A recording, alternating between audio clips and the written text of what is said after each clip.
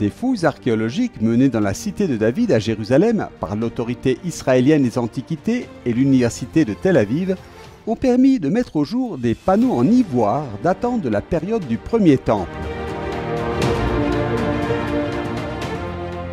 L'ivoire était le matériau le plus cher dans le monde antique. Nous ne connaissons que des pièces d'ivoire de la période du premier temple, c'est-à-dire de l'âge du fer, dans les chapiteaux des grands royaumes. La découverte de pièces d'ivoire comme celle-ci indique que la ville de Jérusalem, capitale du royaume de Judée, était caractérisée par une force économique à laquelle nous ne nous attendions pas.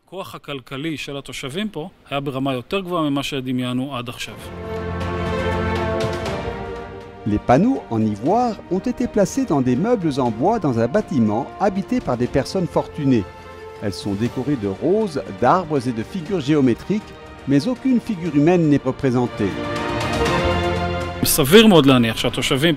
Il est probable que les statues et les représentations humaines étaient interdites ici, et que l'on a donc choisi des décorations plus adaptées à la foi du lieu.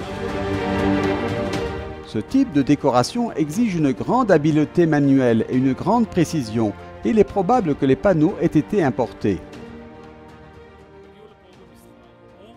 L'ivoire est arrivé ici par le commerce, ou même, comme cela pourrait être le cas ici, comme un cadeau de l'aristocratie d'Assyrie à l'aristocratie de Judée. Dans la Bible, l'ivoire est toujours associé au pouvoir et à la richesse. Nous trouvons de l'ivoire dans la description du trône du roi Salomon. Nous avons la maison d'ivoire que le roi Akab a fait construire à Samarie. Encore une fois, le prophète Amos a réprimandé les hommes insouciants de Sion qui se sont couchés sur des lits d'ivoire. Un sceau en onyx et une empreinte de sceau portant le nom de Nathan Malik Abdelmalik ont également été découverts dans les ruines du bâtiment.